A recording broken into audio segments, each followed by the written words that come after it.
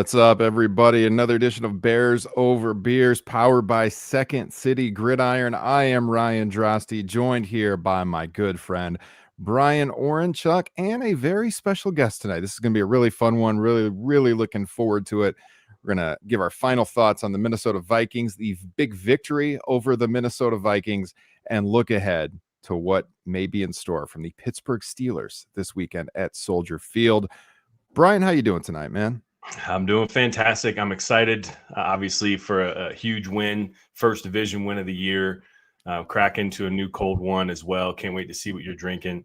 And we got a friend on, someone that I've been following for quite some time now, and Quinten Krzysko, known as Buttkiss Stats on the X or Twitter, as they say. Quinten is on. He's got Bears on Tap. He's got Shaving Point Pod. He's one of my go-tos when it comes to lineman review and film. And Quinn, I haven't told you this yet, but we need to link up and create like an Avengers of sorts, where you get the linemen, I'll get the running backs, and we can just pick some other folks here with their specialties as well. But I'll just be drinking in the background. Yeah, somebody's got to hold it together, right? But no, thanks for joining us. I know you're a busy man these days, and appreciate your time. Yeah, thanks for having me on, guys. I'm excited to be on this show. I've been what's the term? Long-time listener, first-time caller type thing. Going back to like the days when JB and EJ. I was about to say Lester. I was like, Lester was a guest always. Yeah, it wasn't. It was EJ on it back to when they hosted. So I'm glad to be on with you guys. Yeah, sweet. Well, why don't you? Well, we won't do that to him, Ryan. Why don't you show Ryan? You can start us off. What are you drinking?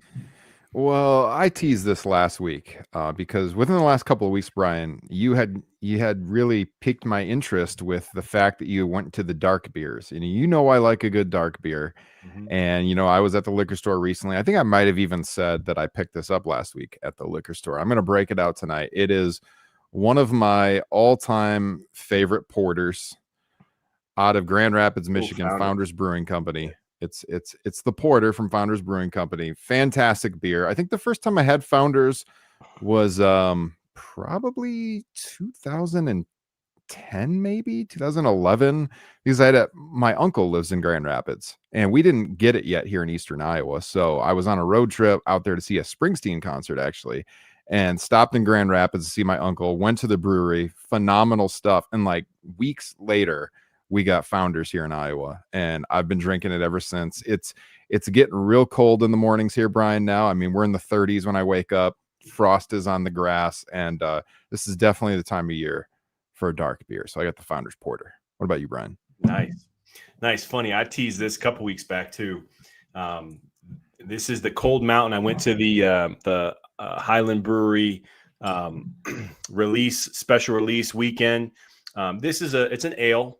With notes of vanilla, hazelnut, dark fruit, and cinnamon. The cool thing about this particular brew is they do it a little bit different every year. They don't do the same exact recipe. So each year can kind of fluctuate. Some years it's a little bit more vanilla, some it's more coffee, and honestly, some years I don't quite like it. This is my favorite year that I've had it, and obviously I had it on tap. But this is one of the first bottles that they came out with. So my wife and I enjoyed it. And Cold Mountain, we're right now, we're on top of the NFC North Mountain, and it can get cold up here, especially with all these other fan bases throwing shade at us, as we've seen. Although I haven't quite seen much of the Lions fans quite yet, but I know they're lurking somewhere. Ready to chuck a snowball at us. But either way, like you said, it's getting colder out here as well. I'm in Western North Carolina in the mountains, and 30s. We had a snow last week. It's been that way. So how about you, Q? What do you got? So I have a Cape May Brewing Company Always Ready Hazy Pale Ale. It's a good beer. I've had it before. If you like hazies, got good flavor to it. It's not typically my go-to is I'm more of a volume person with beer. So my go-tos are pretty basic. I don't tend to have them lying around because you go through them fast, right? Like it's just like Miller Lights or like Yinglings or something that's easy to get volume as any offensive lineman would enjoy. But I do like this one. It's a good beer. Nice. Well, shall we cheers, gentlemen? Yes, absolutely. We got the Bears Over Beers pint glass here. Cheers. We're in style. Nice. Cheers. Oh yeah. Oh, yeah. Now we'll see how this goes, Q, because sometimes Brian throws shade at me for not drinking fast enough. I'm nursing my beer over here. But you know what? A dark beer, Brian, I have an excuse because you got to let it warm up a little bit. I got to get the malty kind of chocolatey notes from this porter. So a little coffee on the back end as well. So I think you guys start recording some stats like ABV per hour or something. Like yes, I love that for sure.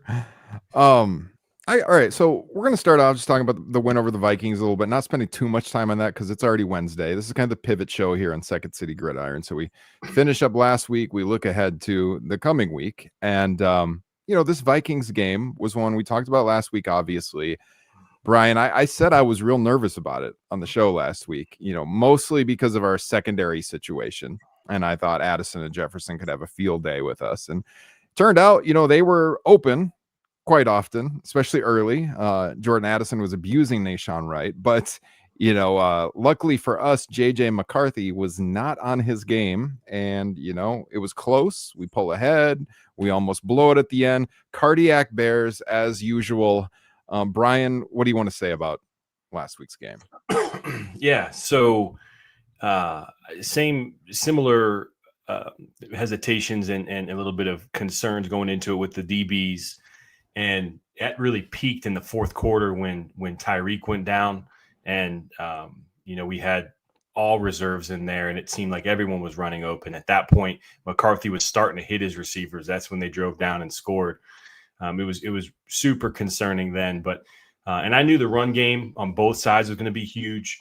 I thought we kind of pulled away, took our foot off the gas in the run in the second half some, but. I'm grateful that JJ was off some, and I think it really came down to Nashawn had that clutch pick in the end zone. Byard had that interception, that he baited McCarthy on, and I gave my kudos to Grady Jarrett, in my notes after, because I thought he had hit one of his strongest games, if not the strongest game of the season, and he created pressure on that play, which led to a pick. Those big plays, and that's kind of been our defense so far this season is, we're solid third down, but for the most part, teams can run on us. Teams can get chunk passes on us, and we tighten up in the red zone some, and we get turnovers, and we did that thankfully, and that really is what led to it. But concerns remain about our pass rush, our ability to stop the run, and our ability to block, especially moving on to this week and other pass rushing teams like we're going to face. But like I told my wife, my daughter was like, are people afraid of us yet? I was like, no, they're not quite afraid of us. They think we haven't beaten anyway. My wife's like, what do you think? It's like, well, we're not quite, playing the type of ball we need to play, but we're getting wins. So being able to get these wins without playing complete football, that's important. And I just hope that we continue to get better and better. And like Ben said earlier in the year, start playing our best ball come December. But long-winded answer, I was definitely nervous too. I got nervous how we didn't put them away. But it was huge to come out with a win in Minnesota, when they were desperate and backs against the wall. So I was pretty pumped. Yeah. So Q, you're the O-line expert, here. And from what Brian tells me.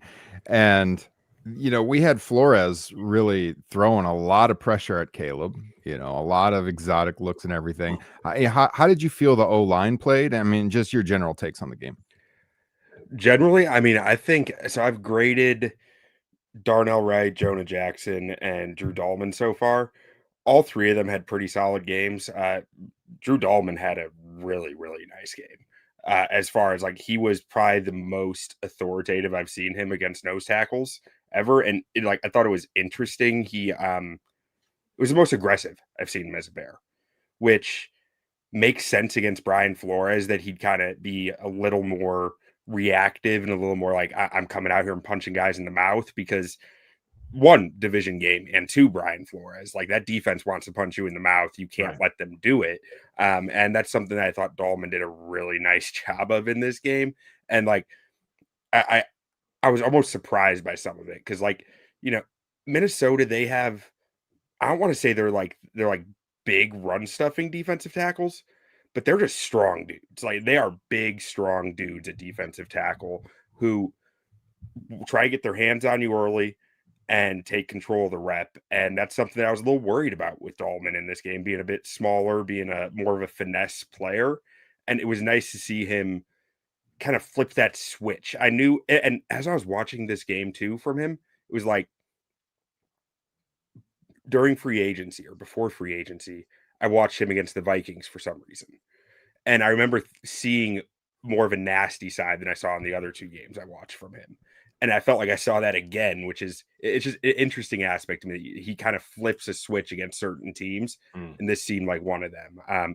Jackson, it was an up and down day, but he had some of the most key blocks of the day. So like, that's where grading always gets kind of weird, right? Like, his grade ended up coming out to like an above average number for me, but there were plenty of below average moments sprinkled throughout the game, but in key moments, he just kept showing up and just really just road grading guys. And him and Darnell Wright, they're like Bash brothers in moments. Like, it's awesome to see them on combo blocks, see them just like bullying dudes. And you saw some of that. Wright had the last two games have been kind of sloppy from him in a run blocking perspective. After the 3 games before that were the cleanest run blocking games I can remember having seen from Wright. But I'm not sure if maybe the arm started being more of an issue, that right arm. Maybe defenders started realizing how they should attack that right arm, and kind of growing off of that. But I would like to see it be a bit cleaner from him in the run blocking going forward. But pass blocking, he was immaculate. Like, PFF, I looked at, charged him with 2 pressures. And I mean, they were fair, but the amount of dominant reps he ended up with a pristine grade from me, because like, giving up 2 pressures, but like the other 90% of the game, you were pretty much just wrecking guys. Like, that's a strong grade in pass blocking. Yeah. We're going to touch on the O-line. Sorry, excuse me. Later in the show, and how much of a godsend they have been. And you didn't even get to Tooney, who is the glue of the whole crew.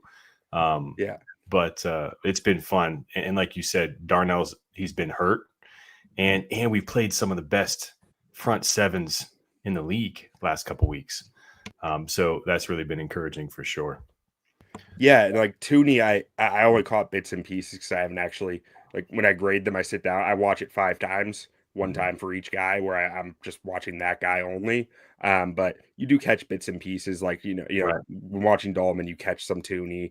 And Tooney, I would be surprised if he didn't have a good game. I guess I'd put it that way. Right.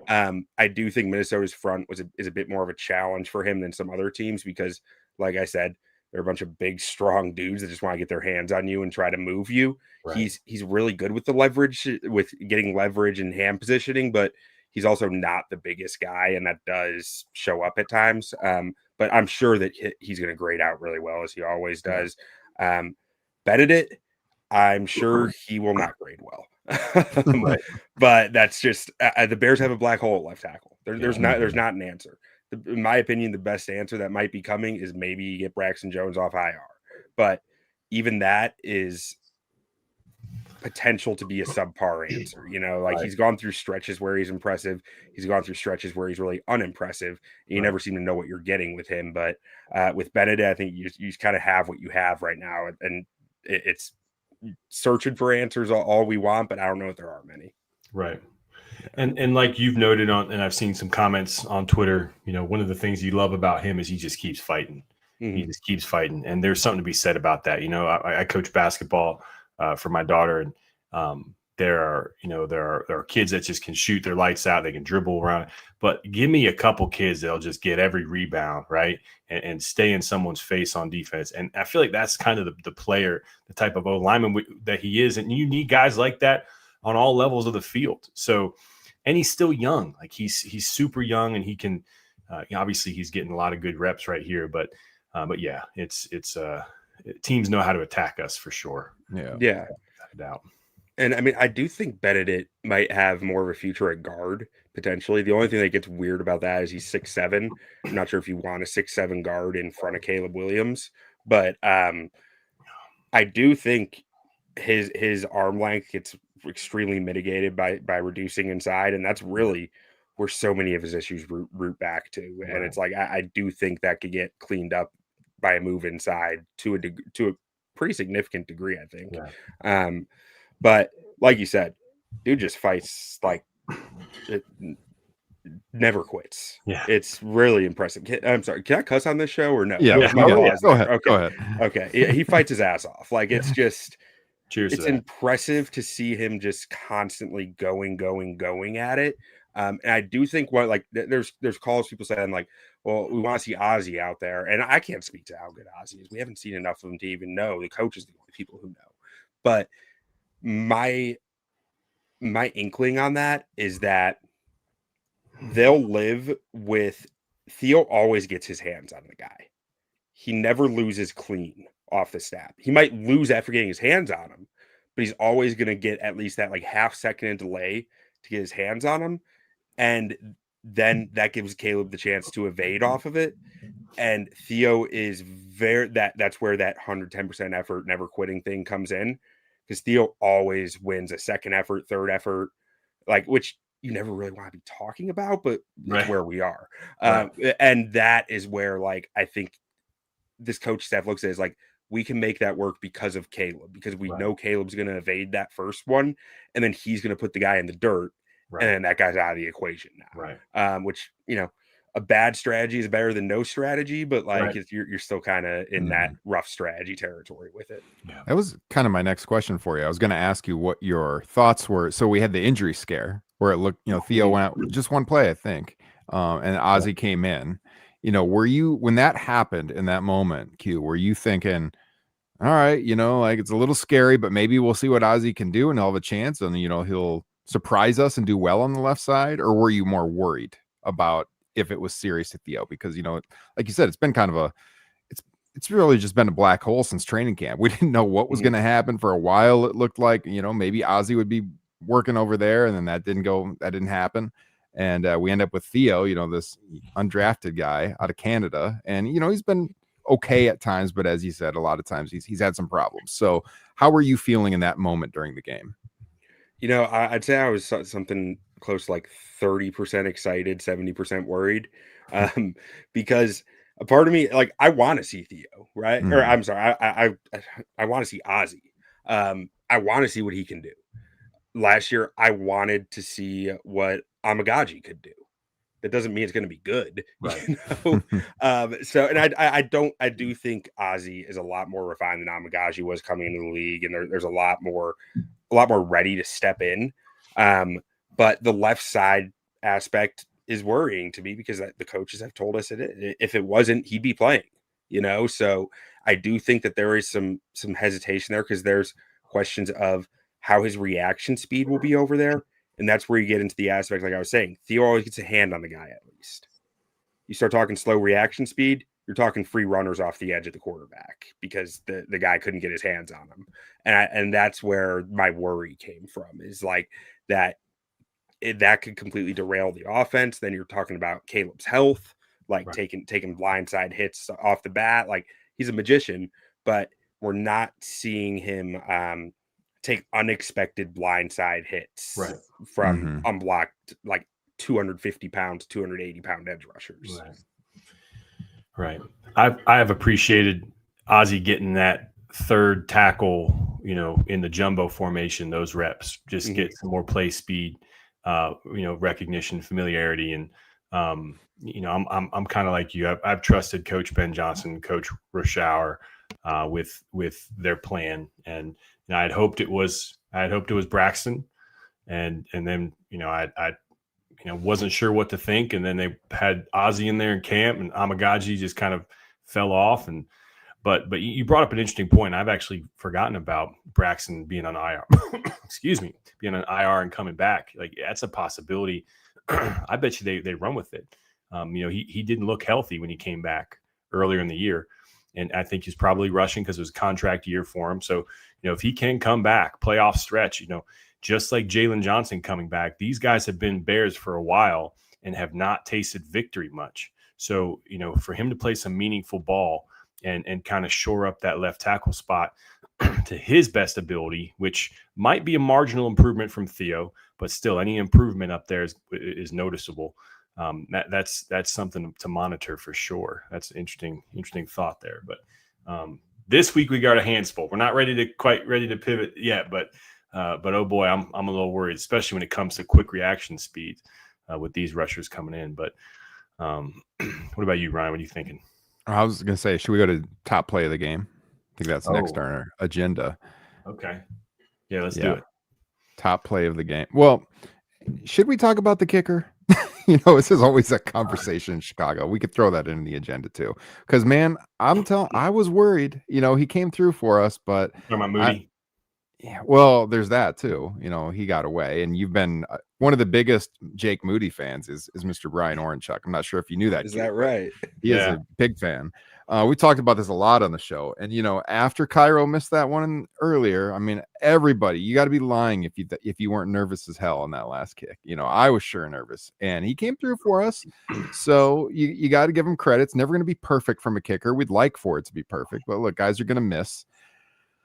Well, this is the only choice now. Moody's gone. Right. What's our confidence level in Cairo now? Now that he hit a game winner, he hit a game winner. We saw it in Green Bay last year too. In a tough environment when it was cold out. So he's done it in a dome. He's done it outside. Bryan, Moody got away. How you feeling? It's bittersweet for me. I'm excuse me. I need to drink more. That's what that means. Like I said, I was a big fan. I think he stepped in when we needed him to, and I think we kind of at least resurrected his career to a point where he got a second chance. They dropped their kicker outright and signed him. The Commanders did, and it's poetic justice given the fact that he kicked the game winner against them. So I'm happy for him. The young guy getting that second chance in his career. But I also think this kind of galvanizes our team, as weird as that might sound. Q, I'm sure you played some ball before, and there's just some there's a team culture, locker room piece when it comes to really having all your eggs in one basket with certain guys. And I don't think the team ever really wavered from Cairo. I don't think the coaching staff did. Fan base absolutely did. And then for Cairo to hit a game winner. There's no doubt that he's the guy now in the locker room in his own mind, I think more importantly than anything. And, we won, we beat the Packers on the last second field goal last year. And, we can trust him, within 50, but ironically, he owns the franchise record for most 50-yard field goals. So it's not like he's a slouch in that regard. He just doesn't have quite the power that a Jake Moody does. But yeah, we can talk about kickers. We can talk about anything. Kickers would drink with us too. So why not? Yeah. How you feeling about the kicker situation, Q? Yeah, I mean, I'm generally fine with letting Moody walk. I mean, I don't know. I guess when Cairo was up for the game-winning kick, right? I was so much less nervous than I was when Jake Moody was up for a game-winning kick. And it was fair. Cairo might have missed one. Cairo hasn't missed twice in one game very often. Yeah. I mean, I don't know if I've ever seen it. I mean, he's had a miss here and there, but he always bounces back fine for me. He's 38 years old. He's a vet. He's been around. He knows how to bounce back mentally from all this. And he knows how the league works. Like I guess my stance has always been there's a difference between thinking Cairo is the answer at kicker and thinking, to me, like I was never that big on the Moody train, thinking Moody is Moody over Cairo. Like that was kind of always my stance, just because Moody, frankly, terrifies me. Like the amount of kicks he missed in San Fran, and I'm sure having Kyle Shanahan death stare you and like choking you with his eyeballs had something to do with it. But like I don't know, that worried me if they actually went that route, and were actually putting more than just a game where they needed to on his leg. I was interested in the idea of, him spending the year on our practice squad and maybe like getting right. I thought he needed time off basically. And he wouldn't have time off if you made him the kicker right now. If you spent the offseason working with him with the special teams coach and getting all that familiarity and comfortable in the situation, then I would have felt more comfortable with Moody, as long as the coach were like, yeah, we're good with him. But like in being forced onto it, I was kind of like, this just feels like a recipe for the guy to fall apart again. Right. I have some really good friends who live out in the Bay Area that are huge Niners fans. One does a Niners podcast actually, and when he was kicking for us against Washington before the game started, these guys were razzing me so hard, like, "Oh my God, Jake Moody's kicking for you, settle in," And then that night when he made all those and won the game, they were pretty quiet. But I was pretty scared into the offensive tackle. Yeah. but like, after the game, they didn't have much to say. Like, well, I guess he came through. But I mean, there was definitely that concern going in for sure. I felt much the same way. But Bryan, to your point, I mean, you believed in the guy, and it doesn't really matter now he's gone. But you like the fact that he had the big leg. You just thought he needed to change the scenery. We'll see what happens in Washington. It's just kind of ironic as hell that's where he has ended up now, given his game with the Bears. But and I think San Fran just signed the kicker that Washington cut. Yeah, they did, which closes the circle. Right. Yeah, so weird. Paul in the chat saying he's worried because Cairo keeps getting hurt. I mean, that's a concern for sure. I think that's fair. Yeah. Like I said, he's I'm not sure if 38 was the right number, but he's in his upper 30s. Like, right. Yeah. You do get hurt. I mean, but I've really appreciated the way that Ben and the staff have handled all the injuries so far, and which makes me really excited about our DBs coming back soon. But Moody would still be playing if Cairo wasn't 100% ready, in my opinion, and he could get hurt. But hopefully we continue to get better on offense, so we don't need the kicker quite as much. But yeah, so my play of the game, we'll keep it on special teams. I thought Miles Price, their kick returner, just had a phenomenal day, just giving them good field position and really just energizing the entire stadium and sideline for them. And, he had a hell of a game. I think he's a rookie. And so Duvernay at the end of the game to return that ball, that to me was that was it. That was the most important game or play of the game, in my opinion.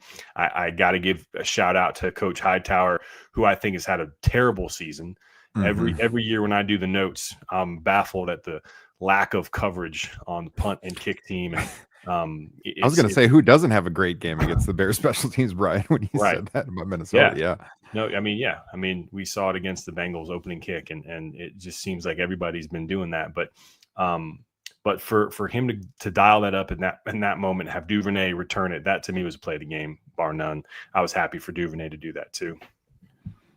Yeah, I mean, I got to go with him too. When I did the game balls column at Windy City Gridiron and I got to the special teams, it was obviously going to be Duvernay or Santos, and that was a really tough call this week. Because again, I got it ringing in the back of my head. Bryan tells me I can't give away 2 game balls on the same side of the ball anymore. So same side of the ball. Come on, it's got to be one or the other. And I'm like, all right, on one hand, we got the game-winning kick, and on the other hand, we got the dude that put us in position to have the game-winning kick.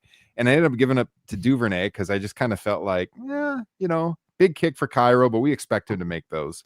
And, it was more unexpected maybe to get that long return, 56 yards, I think, in the time. Just gigantic, given the momentum swing in that game and how it went, for him to just hush the Minnesota crowd that quickly right away. Unreal. I mean, how many weeks in a row we've seen this from the Bears coming back? That was tremendous. I got to go with Duvernay too. UQ? So my brain wants to go with the 3rd and 13 in the fourth quarter, where Caleb hit Colson Loveland over the middle, and Colson breaks a tackle and gets some yak. But like at the same time, I'm like, well, they didn't actually get points there. So I guess I don't know, my heart wants to go with that is more the thing, because it's like just the feel of that moment was just like 3rd and 13. They did it. That was Bears after, quarterbacks after don't DJ do this. dropped it too. That was right Yeah. after DJ dropped it. Yeah. But ultimately, I mean, I've got to go with 33 seconds on the clock after that kick return. DeAndre Swift, right tackle, 7 yards. You just get Darnell Wright and Jonah Jackson blowing the door wide open. Jonah Jackson utterly destroys the defensive tackle in front of him. Like that was watching the all 22 back. I'm like, that play pumps me up more than anything I've seen, just because that was pure, like, we are getting this no matter what. Just get behind me and run. Yeah. Yeah, absolutely. Yeah, I was happy with the way Swift ran, and I had actually hoped after that drive where we did like 4 or 5 consecutive Swift runs, and then we faltered and missed a field goal. I was hoping that Ben would put him back out there, because he had made a comment last week about riding the hot hand, and you put Monangai out there, and I love Monangai. I'm a huge Monangai fan, but Swift he's been running his tail off since he got back from injury, and obviously you need blockers to do that. Absolutely. And our guys have been opening holes, but he's not been hesitating. He's been hitting it hard, lowering his shoulder, which is typically not as common for him.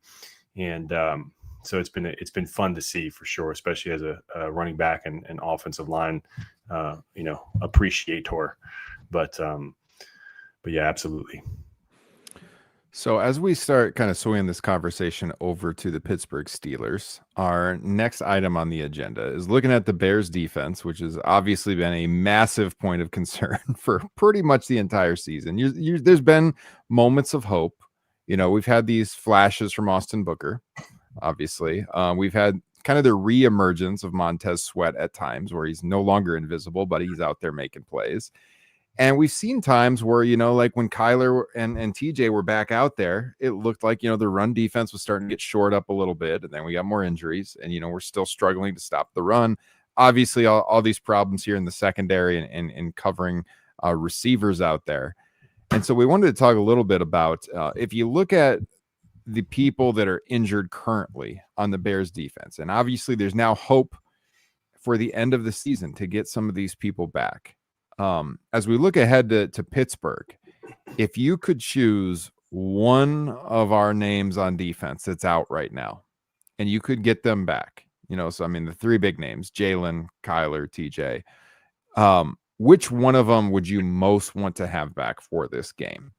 Do you want me to start? I'll start this time.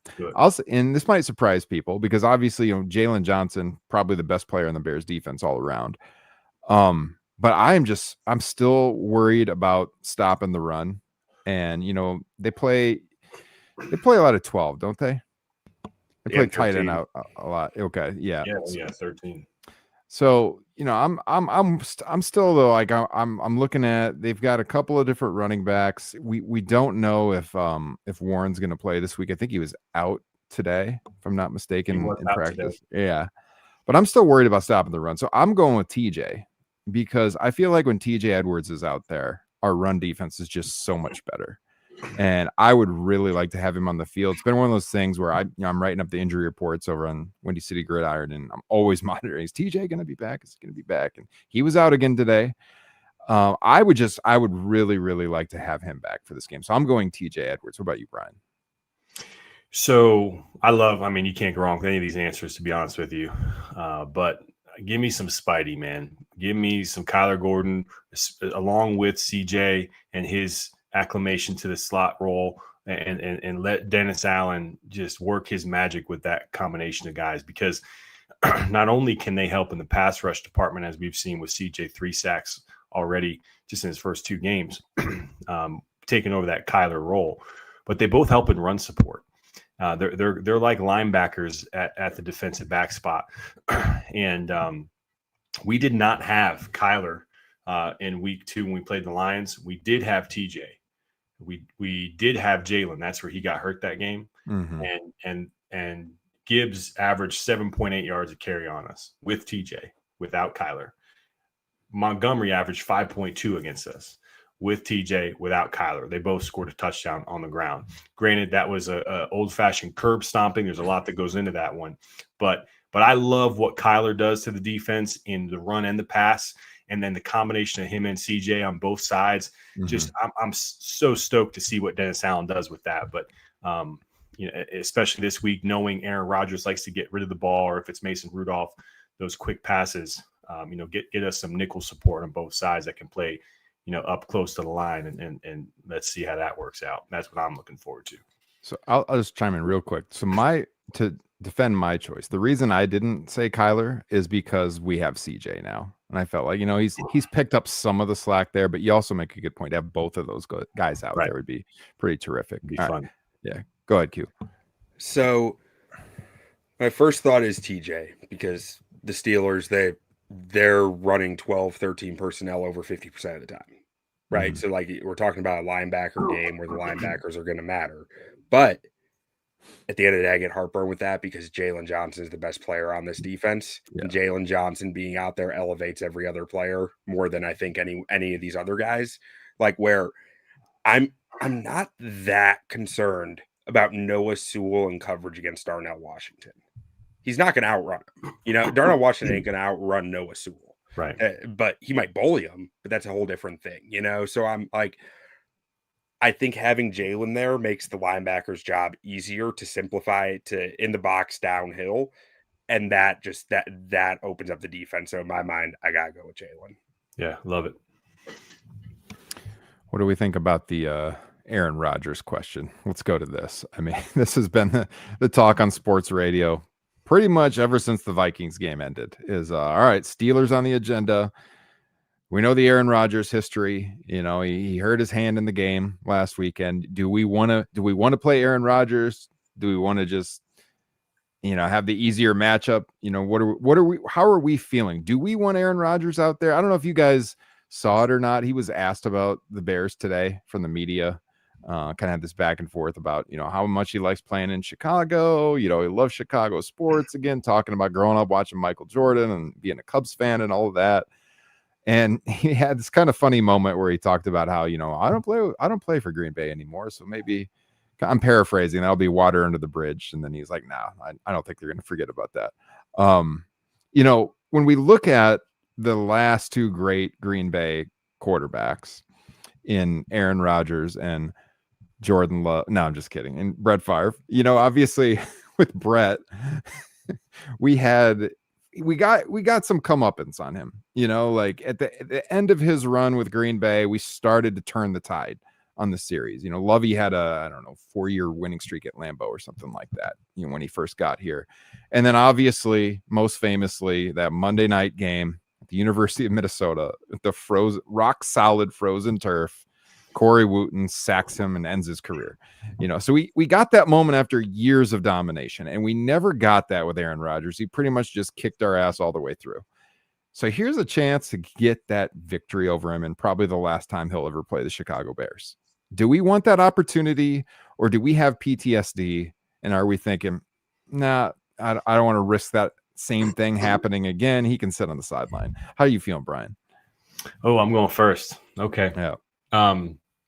So the reason that the Favre thing meant as much to me back then is not so much because of what he did as a Packer, but because he then played for the Vikings, which was another division rival. And Aaron Rodgers plays for the Steelers. They're not even in our same conference, so a lot of that is mitigated. Now, I would say I would lean. I couldn't care quite less, but so I'm close to 50-50. I'd say I would lean more 55-45, maybe 60-40. I want him to play, but I think more because I like Caleb talked about today, want to see us play against the best. I also think there's, quite frankly, more tape on Aaron Rodgers in that offense this season than there is Mason Rudolph, who poses some different challenges at his age that Aaron Rodgers doesn't at this stage of their career. But to me, I'm not huge on that. I hear what you're saying, and I would love to beat him. But I just want another win, man. I think our chances to make the playoffs go up to 70-something% if we win this game, and they're down just below 50 if we don't. So I'm not as big of a proponent in this race sort of thing. But Q, are you feeling differently? What are your thoughts on all this? I want him to get his ass. Yeah. I can't stand that dude. Yeah. I like any like bad relationship. You want closure, right? When the Bears ended Favre's career, that felt like closure to me. I want the Bears to like not end Rodgers' career with an injury, but like I want them to make it sure to him that I'm going to retire because they just whipped my ass, and I can't do this anymore. So I want Rodgers out there. I want the Bears to kick his ass. I realize that Rodgers has voodoo magic, and it might end badly for me saying this, but because almost every time I've said something like this in my life, he has come back to like just kick my ass personally. I'm sure it's personal to him, but yeah, I want him to play. I want the Bears to just destroy him. Yeah. Yeah. I kind of want it too. You know, I realize we're playing with fire here because of what the history looks like. You know, at the same time, you can see them winning, maybe even like last second win and him taunting the crowd again. And that just like, it won't derail the season, but man, it'll kind of flip the narrative, at least in the media, for a couple of days. And I don't really want to see that. But I also, to your point, I want to see us get the win over him in Soldier Field, you know, after how it's gone. You know, I saw in the chat here, was it Paul said he'd love to see the Bears beat Rodgers, but not when he's injured. I mean, how many times have we seen Rodgers get injured in a game and then come back and beat us too? You know, like that's happened more than once. I feel like fairly confident he's going to be out there. We don't know. He didn't practice today. You know, he's wanting to play. And Caleb's talked about that Aaron was his favorite player growing up. You know, so like for him, you almost want him to have the matchup, you know, something that he's probably dreamed about. But Q, I hate this guy too so much for a number of reasons, but most notably the dominance over our Bears. And you made a great point about the closure thing, because that whole week with that Minnesota game is just like implanted in my mind. I remember everything about it. Just like my wife's from Minnesota. That was the first year we were dating. And I remember being up in Minnesota the week of the game and everyone talking about it. Are they going to move the game? And the field's going to be like ice. And then they move the game. And then I'm like texting with my now sister-in-law about the game. And then the picture of Brian Urlacher standing over him. God, I want something like that with Aaron so bad. Like so bad. Who would it be on the Bears defense though? Yeah. Dexter? Maybe Montez? Booker. Montez? Booker? Booker's a good one. Booker would be great. Yeah. Like young guy. Nice photogenic picture. Yeah. Booker would be outstanding. That Brian, you know, those autographs my daughter's got from him at training camp would be even more special if that were the case. But you know it's going to be like the Corey Wooten of the defense, though. Right. Like no disrespect to Corey Wooten. You played well for the Bears, but it's going to be a guy who like is not a legend within the Bears franchise. I mean, I wouldn't mind seeing Big Bill laying on top of him, even taking a 15-yard penalty and ruining the day for him, you know? Yeah, no, for sure. I don't know. I guess if I had to pick, I'll say just put him out there, see what happens. But man, I sure hope we can come through and beat him, because you talk about the playoff odds, Brian, but also just obviously the narrative of Aaron all of these years, and hopefully getting a win over him. Should we go into predictions, Brian, or should we go this O-line question you have? How you feeling right now? I'm feeling good. I'm ready to talk Steelers and then make predictions after that. Okay, let's keep it going with the Steelers then. Yeah. All right. So we got Rodgers. We talked about the injury to Jaylen Warren. Their defense is, you know, a little bit older, but some big names out there. I think there's going to be opportunities though for us to make some plays if we can be in sync early, unlike last week. I mean, how do you feel about this matchup with the Steelers defense? Honestly, they scare me.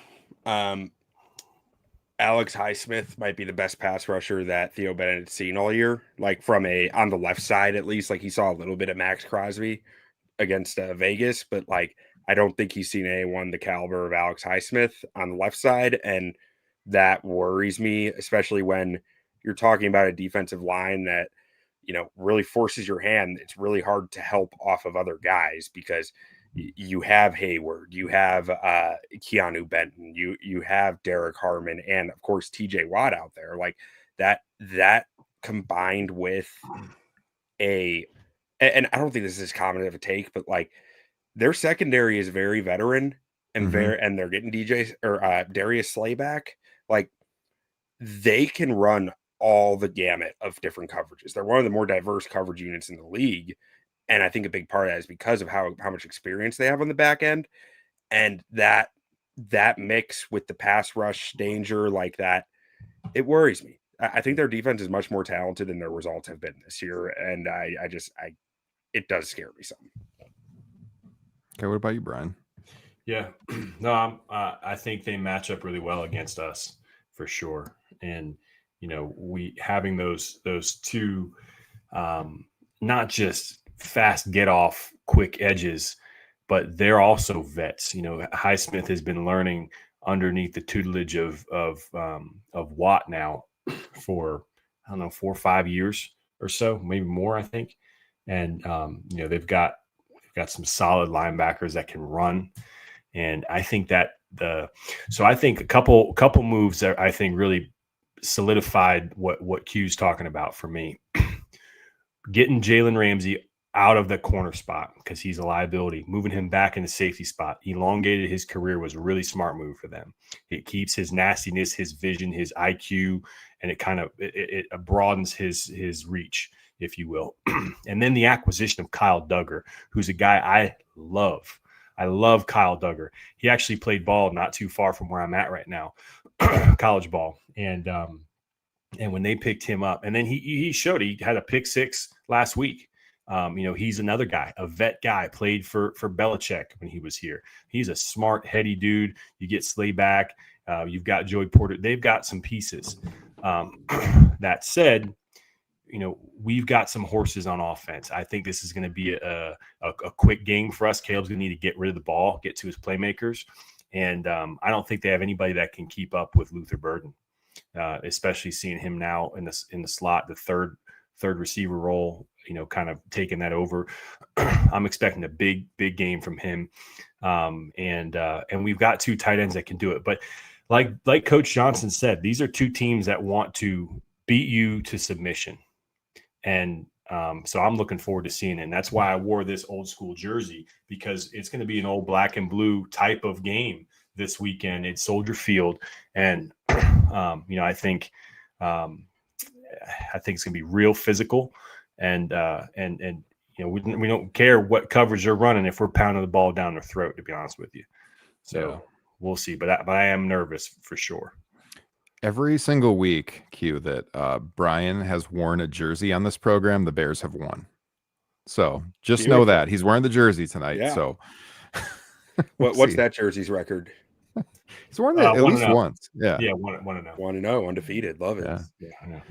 Yeah, I kind of along what Bryan was saying, veterans on the back end, but also, God, we got so many young guys with fresher young legs that, and speed, to your point. Colston, Burden getting more snaps now, and obviously DJ and Rome. I feel like there'll be opportunities to make plays, even though they're veteran guys, smart players. I just feel like with the young horses, as you said, there can be plays to be made against that secondary. But yeah, the front of the defense is definitely the more wild card, because you got people like Hayward, who's a veteran, but he can still make some noise. I mean, like the stats aren't like jumping off the page this year, but he still creates havoc. And then obviously TJ Watt could be a problem. So we got to get the run game going as always. But I think if Caleb can play within rhythm within the offense and get the ball out quickly, like an Aaron Rodgers does. If he can mimic his hero over there this week and get that ball out quickly, I think there'll be plays to be made from our wide receivers. And it would be cool to see Colston getting the ball earlier in the game. I mean, that's been one of my complaints, is we're only seeing him late in the games really making an impact in the passing game. I'd like to see him more involved throughout the entire game, especially if he's going to be as big of a mismatch as you think, Bryan. Yeah. Yeah, and one thing I'll also add is we need to catch the ball. Like this, we've been playing sloppy ball all season. This is when we need to start putting it together. Now, granted, it's not a conference game, but this is still a great team we're playing up against. This is playoff football this week, and We need to not drop passes like we've been dropping. We need to continue to improve in the pre-snap penalty arena. This is the game we need to start putting it together. So I think if we play a clean game on all three phases, I think we should absolutely hang with these guys and win the game. It's when we start, because they're a veteran unit on both sides. When we start making some mistakes, they can capitalize. So I'm concerned about that. That's what Aaron Rodgers did his whole career. They get the ball back from a Jay Cutler interception. He puts them all in the end zone. He's just kind of done that. So we need to play clean ball this week. And, that's going to be the biggest thing for me. Speaking of Jay Cutler, I don't know if you've seen these stories out there this week about this guy. Maybe he needs to be on Bears Over Beers from what I'm seeing. Watch for him to break in your house. My God. I did not see that. What happened? Oh, there was some story. He was out partying with the offense or something. Who told that? Kyle Long when they played. Yeah, Kyle Long talked about it. Yeah, it was Kyle Long. Yeah, another guy we want to get on the program. But he talked about how he thought the next morning someone was breaking in his house, but it was Jay trying to make sure he'd get to practice on time because they'd been out drinking so much the night before or something. My God, what a good teammate. Yeah. That's a quarterback you want right there. Yeah. All right, let's do the predictions and then we can close with that O-line topic since that's Q's specialty here. And then we'll hit the road because I think you got a hard out tonight from what I was told, and I want to keep you too late. So yeah, I've got some flexibility, so I think it'll be fine. Okay. Prediction, Brian, give me your score prediction. Oh boy, let's say 23-20 Bears win. Okay, another close one. Cardiac Bears again. Q, what you got? I think the ghosts of George Halas and Art Rooney are up there fighting in heaven all throughout this game. These games are always weird, always extremely close, and always just disgustingly physical. And I think, to Brian's point earlier, it's going to be an extremely physical football game, maybe one of the most physical in the entire NFL season this year. I'm going Bears 24, Steelers 23. Ooh, nice. Yeah, what is it the Steelers haven't won in Chicago in 30 plus years or something like that? They're 1-8 at Soldier Field, I think it is.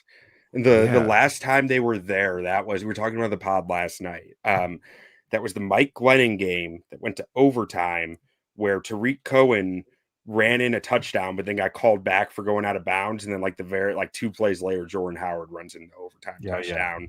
Mike Glennon had 100 passing yards in that game. Yep. Oh and that was Marcus Cooper had the blocked field goal return that he dropped right in front of the end zone. Yeah, Pittsburgh's only win at Chicago, November 5th of 95, overtime, 37-34. The Houses and the Roonies up in the heavens. They're going at it when these two teams play. Neil O'Donnell, 341 yards passing, 2 TDs, 2 interceptions. Eric Kramer, 228, 3 touchdowns, 3 interceptions. Tons of interceptions. Was that Jerome Bettis or was that it was let's see. Eric Pegram. Eric Pegram. Yeah, 61 yards rushing. Rashawn Salam, 63 yards rushing. Yancey Thigpen, 108 yards receiving. Oh, nice. Yeah. Jeff Graham, 111 for the Bears. One of my games I went to at Soldier Field was a home opener against the Steelers. Cutler and Big Ben went with my cousins. Shout out to Dave if you're watching and listening.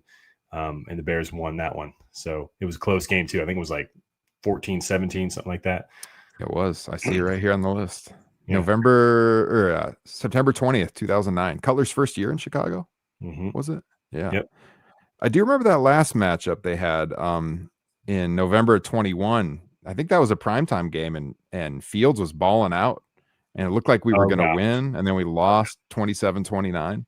You know how many years of faith I put in Fields because of that game? I know. It seemed like it was going to be his coming out party. Yeah. The Cassius Marsh game, right? Where the ref picks a fight with Cassius Marsh, who just got signed that week. Yeah. Yeah. He had a great game. He had a great game. Yep. Yeah. And, Fields was throwing darts all over the field to Mooney and A-Rob that game. And it was, I was like, gosh, he can do it. This is the guy, just like I thought. This is him. Yep. And it all went down. Little we know. Yeah, it'll be close this week. I'm going to say Bears 27-24. Well, 27-24. Okay. We'll see. We'll see. You want to get this last topic in, Brian? You want to ask him? O-line? Yeah.